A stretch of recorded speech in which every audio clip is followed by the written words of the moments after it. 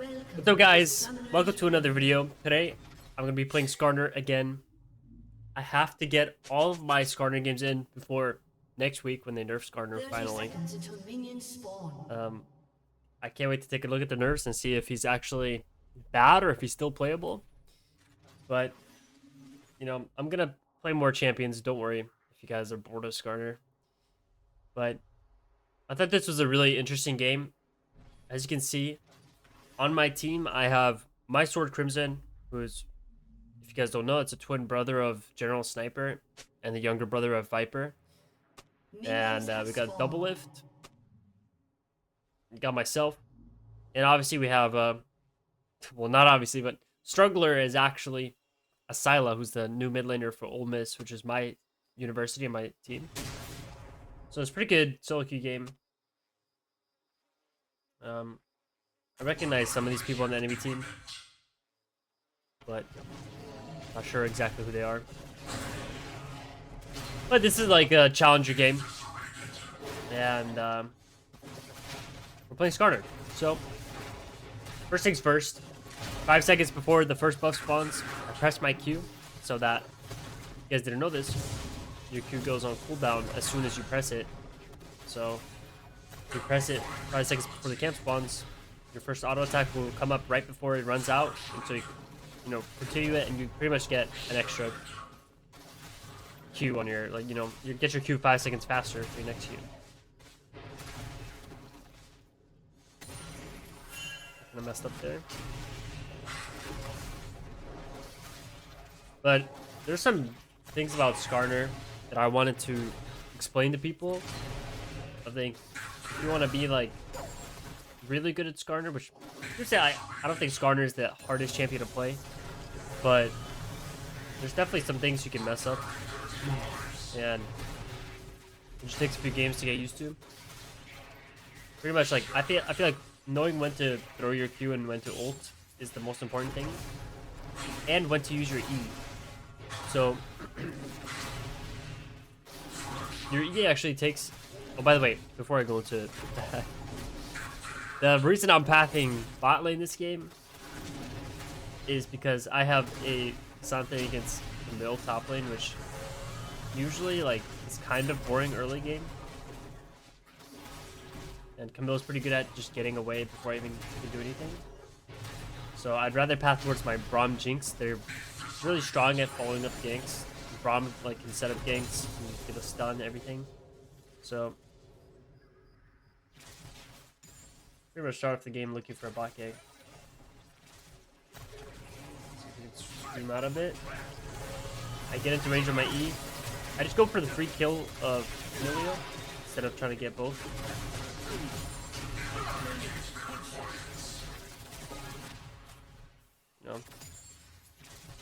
So I go for the gank, so actually I get her flash because she walked up again. Pretty good.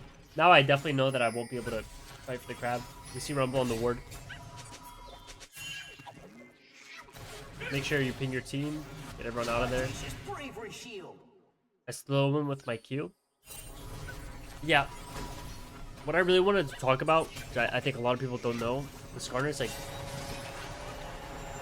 So, your E is really good to start a gank from far away. Because it, like, it ramps up in speed. Starts off slow and then gets really fast towards the end.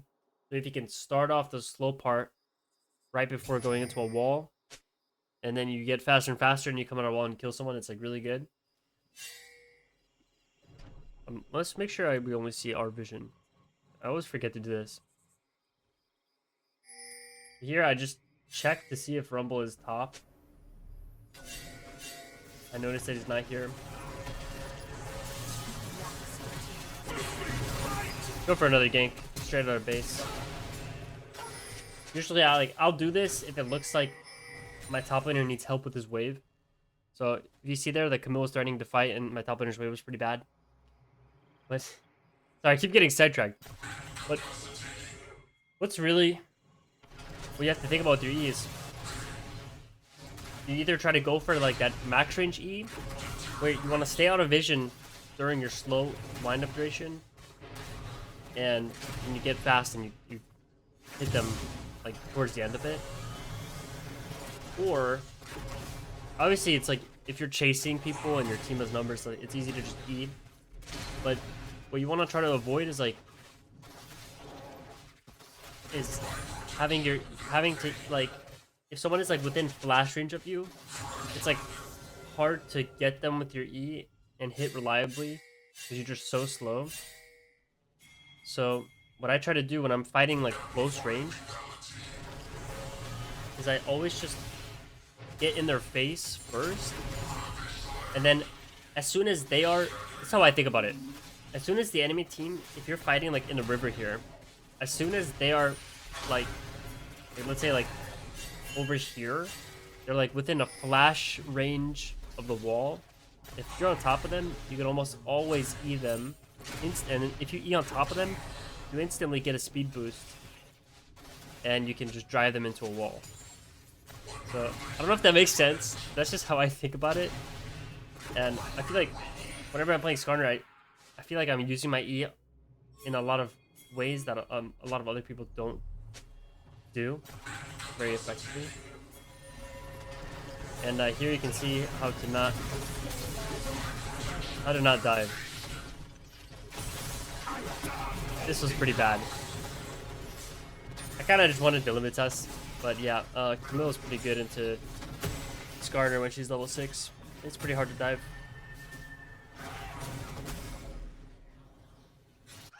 So that was my bad. Let's just ignore that. Now I'm coming out of base. The number one thing you should be thinking about this time of the game is like, you know, what's my next move?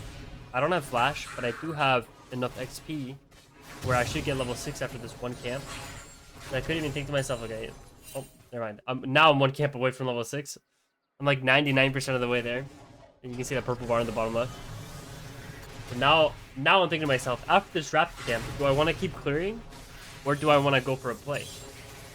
Because this is when I'm strong. Like, I have my thing. I see that my bot lane's recalling, so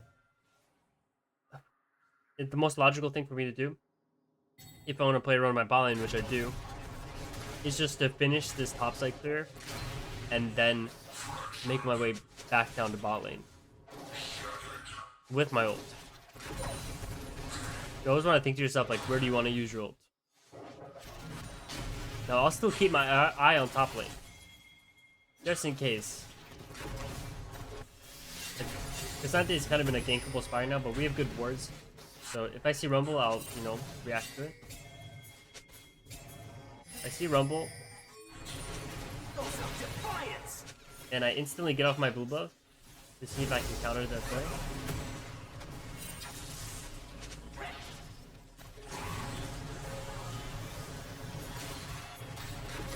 Unfortunately, I couldn't get him into the wall. I get the double. Get the Rumble.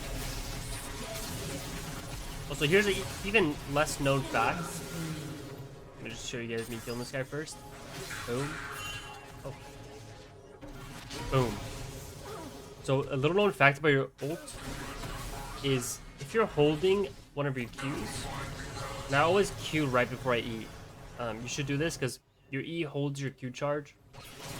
So, I have 3 stacks of my Q, right? So, I auto, and then as soon as I get this angle to ult both of them, I ult, and if you can hear, when you ult with your Q stack, it throws the Q before ulting. And a lot of times that can get you like extra kills, just because it's no damage, right? It's extra damage, and it slows right before your ult. So sometimes, if they were, you know, if they weren't slowed, they would have gone out of your ult. But with your throwing your Q right as you ult. So never throw your Q, like never press your Q and then ult. Just ult, and your ult will throw your Q for you at the same time. So now I should have Heartsteel, so I recall. And just make my way bot. I see that my Ahri is diving. Here's what's happening. You know, do I need to be a part of this play? Probably not. Like it's probably over. I'm still like posturing. As soon as I see Rumble making this counterplay, I decide to just go help my Ahri. It's a free kill for my Jinx. And every time you win a fight, especially against the enemy jungler, you know, you kill the enemy jungler, always just check to see if there's a camp to take. So, couldn't get his blue, but I took one of his camps. And here, I was like, you know, what if Caitlyn walks up? I can just get a free kill here. Or at least chunk her so she just can't play the game. Unfortunately, he lives with 1 health. But it's kind of hilarious. Like, she just walked back the lane. She's going to lose this cannon. She has to, like, recall. Meanwhile, my support is roaming. Their support is, like, getting useless bot lane. There's no AD carry to support. And my support gets to come here. Stop this Rumble from getting the cross map play. So that, I mean, that was like game ending for their enemy AD carry. Yeah, I just crossed here in case they needed me for this fight. I probably didn't even need to come here. But that's okay. So, you know, whenever you make a decision like that, you have your entire jungle up, right? I have 5 camps alive. I just gotta think to myself, okay, what makes sense for my game plan now? You can see that dragon is spawning in like 50 seconds. So, I messed up my either. Immediately, I'm just thinking to myself, okay, I'm just gonna clear all my camps going down. I don't really need to recall because I have heart steal like plus a ruby crystal. Like, I'm really strong. So all I need to do is just clear my camps down towards the next objective. I'm also pathing towards my Jinx, so like everything is working out. And now my Ahri is really fed too, so if she can come, like she pretty much has push every single wave. She can come help me. I decided to skip my red and my Krugs simply because, you know, this is like a challenger game, so sometimes you kind of have to, you can't just take everything. Yeah, I mean, Rumble's top, so I just immediately go for the dragon.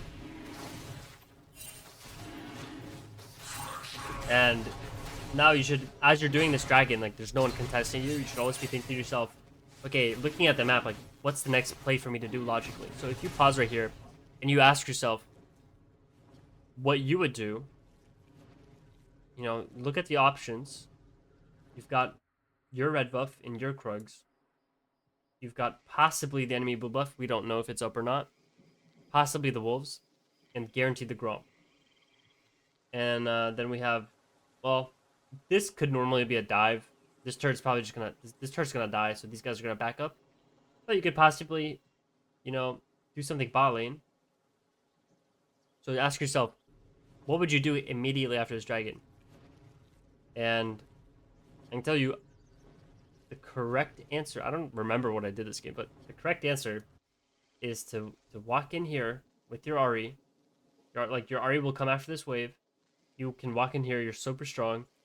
You take this Gromp, and while you're taking this Gromp, the whole time you're supporting your bot lane if they stay, and you're threatening to kill their bot lane. So immediately, I walk. I think I almost walked here, but I decided to avoid vision and walk here. And I just go straight for this play.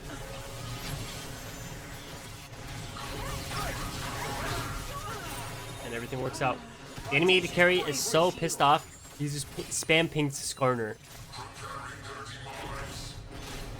But if you want to know, like, the reasoning for, oh, and this guy's overextended.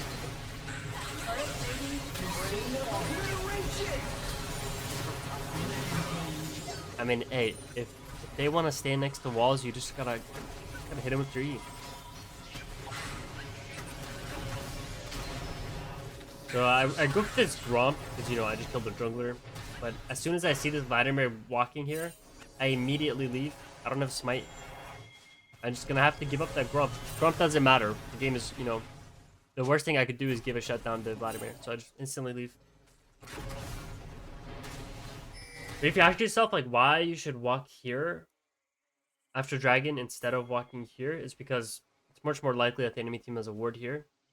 If you walk here, you have so much time where they don't see you, and you're coming from behind, so you cut them off.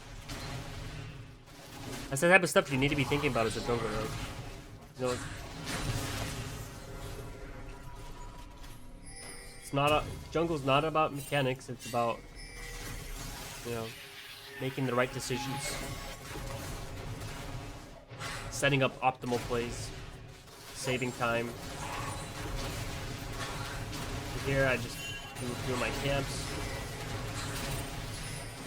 If you make a lot of plays, you always want to farm some camps. My Ahri blast comes the wrong way here. I want to stop this Camille from getting the turret. So I ult him into the charm.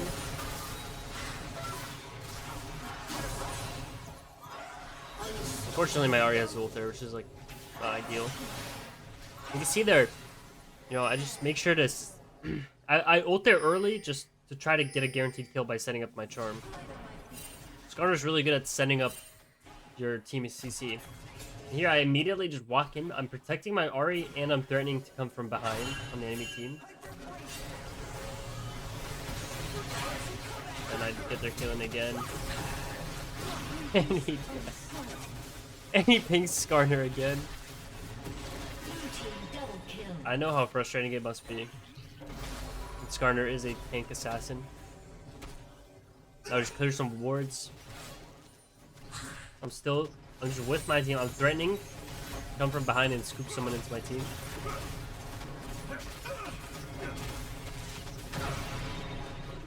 I see that they're fighting top, so I go top. My Jinx wants to do something here, so I just go straight for the play. I see that this is a good fight. You should ask yourself, okay, what do you think your job is here? At this point, I'm a big beefcake. I see that this could be a good fight. My team's kind of under tower, but if I go and fight with them, I'm just gonna die. So what I do is I just sit here at the edge of tower range, so that my team can do their thing and possibly escape. But ends up dying anyway. I flashed the Kaylin ult and I actually live here.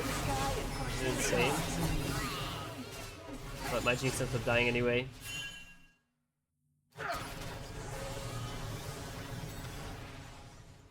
That was just Operation Get Out of There. Get some flowers. And I think I was gonna recall, but I think they took the Hex Tag bait. Just kind of baiting this rumble. My Ahri comes.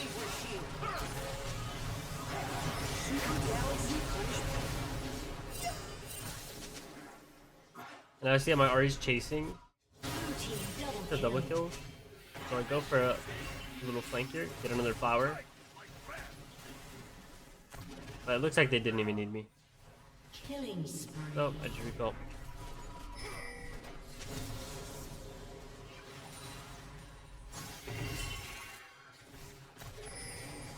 See Camille's pushing for this tower. But, okay, here's what I was talking about with my E. I want you guys to see. I start my E like this. I start going like this path right here. And then I enter the wall. Those first like second and a half of your E is so slow, right? But if you charge it here behind the wall, she can't see you. But as soon as you enter the wall, she can see like this indicator right here. So if you go back and watch it from her perspective, let's see. So let's see if she has time to like react. You see that?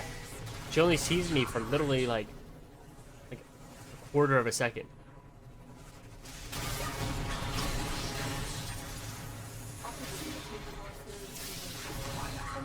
And she still gets out because she's a disgusting champion.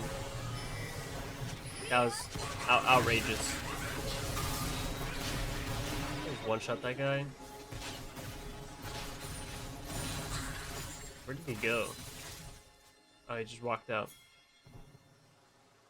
Okay. I'm telling you, sometimes you can find the angle to do E's like that, and it'll be so much better for you. Fortunately, this Swamp blocked my view. Just do Dragon.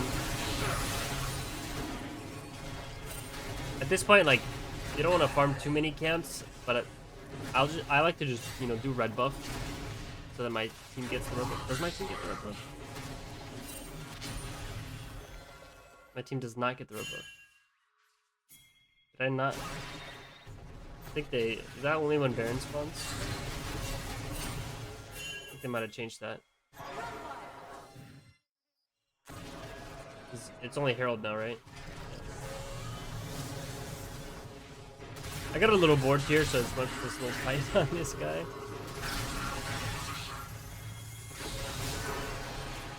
I wanted to see if I could kill him by myself. If I hit that Q, I think I would have killed him. Unfortunate.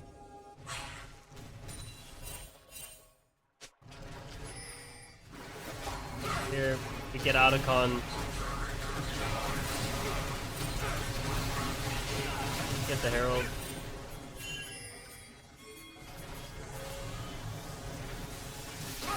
No looks for a flank. I mean, this is like that desperate play of the enemy team. Try to come back. At this point, I'm telling you guys, once you get these two items, Heartsteel and Unending Despair.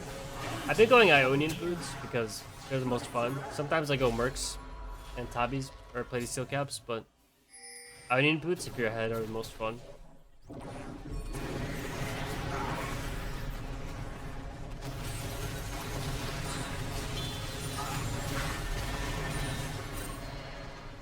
We just push for the end.